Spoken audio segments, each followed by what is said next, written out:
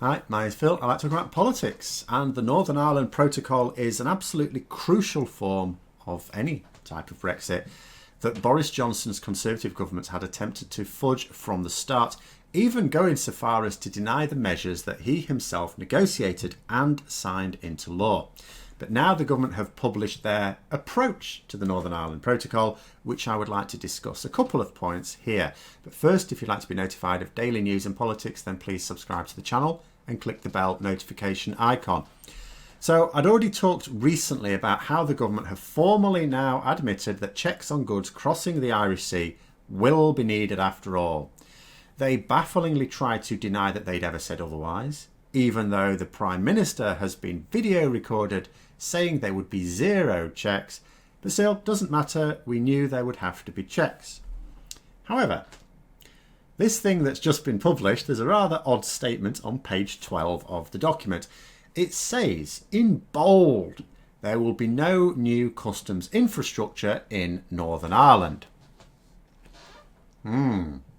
But in a letter, a government letter to Stormont, the Northern Irish Assembly, the UK government said that there would be physical infrastructure at Belfast, Warrenpoint and Larne.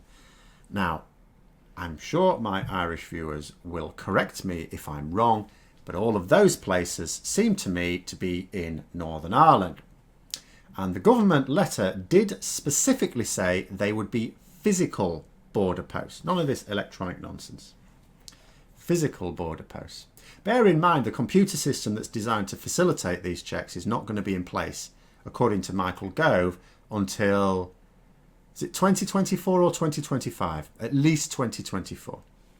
And that's if it works, which no government computer system that this Conservative government has ever implemented has ever worked.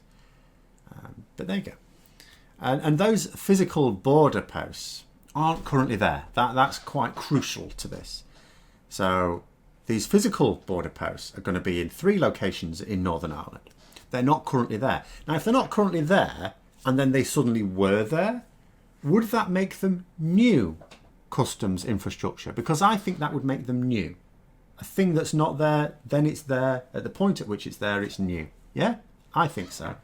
So, and again, forgive me if I'm being a bit slow here, that would mean that there would be new customs infrastructure in Northern Ireland, which contradicts that bit of page 12 that the government have only just published at the point at which I'm doing this. However, the protocol is not a simple one to put into practice as well. I mean, what we really need are proposals. You know, just stating the obligations in law is one thing. I mean, that's already clear to anyone who's bothered to read into it. What matters is the implementation, because that's not clear. That's not easy. You know, and this proposal does nothing to explain the implementation. For example, the government promised unfettered access for Northern Irish goods to the Great Britain market. It states this half a dozen times in the document, at various points in the document, makes a big thing of it, unfettered access. Fantastic. You know, like we have now, without leaving the EU. But how will this be done? And to be clear for those who haven't been following this closely, this is the problem. So without a trade deal with the EU, we can't just have goods passing between the UK and the EU in either direction without checks and potential import taxes being due. That would be called smuggling and is rather naughty.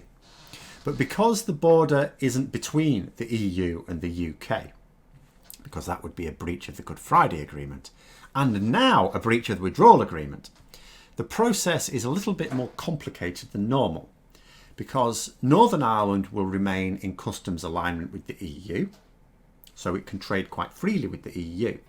But Great Britain, that is England, Wales and Scotland, will not. So if you produce goods in, say, Manchester, and then send them to Belfast, what happens then? Those goods can't be allowed to then pass into the Republic of Ireland without export papers. But there's no checks at the border between Northern Ireland and the Republic of Ireland, because that would be really bad. But what if they're just for Northern Ireland? Well, then that's fine. There don't need to be checks. But how do you know? How do you know what is the ultimate destination? All this document that the government have produced is make clear that goods passing from Great Britain to Northern Ireland, or vice versa, don't need to have anything special if they aren't going into the EU. Yes, fine, well done. But what system is going to be put in place to distinguish those goods? None at all in this document. Nothing at all is proposed. And it keeps talking about arrangements. Yes, there have to be arrangements. It talks about arrangements as if there are arrangements. But what are those arrangements? And bear in mind, this isn't just some preliminary paper as if it was developed back in 2016 when we thought we had at least 2 years to go. These arrangements have to be fully in place for January the 1st, 2021. 7.5 months away. And part of that implementation is ensuring that people who need to transport goods understand what they will have to do to comply with laws, both British and international.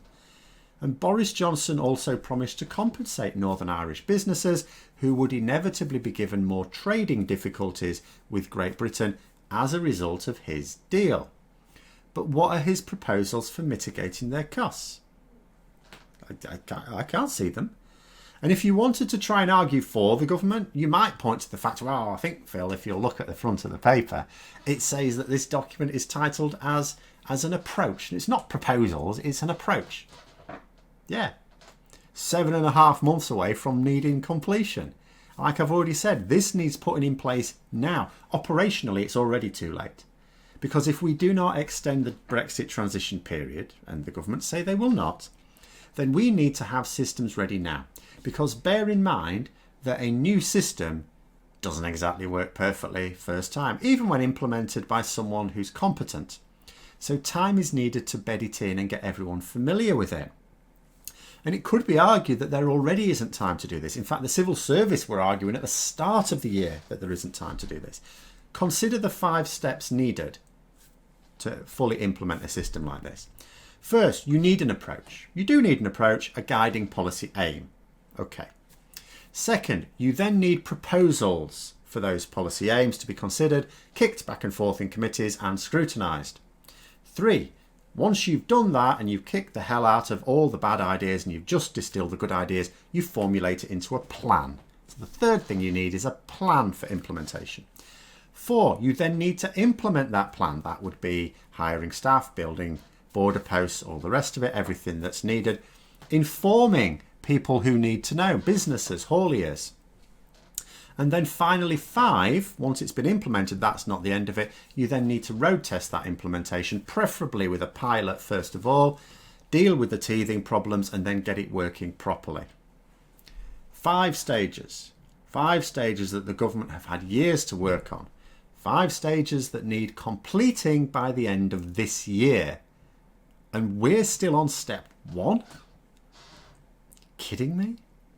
I mean, I'm going to have to say, if I were a Northern Irish business that did trade with anyone outside of Northern Ireland, whether in the UK or in the EU, or I was a business that traded with Northern Ireland, and again, it makes no difference whether from the EU or from Great Britain, I'd be a little bit worried by now. In fact, I'd be bloody worried by now. But anyway, those are my thoughts. I've put a link to the document in the description below so you can have a read for yourself. Hope you found the video interesting. If you did, don't forget to click the like button. If you'd like to support the channel further, then please also click the Patreon link for details. And until next time, I'll see you later.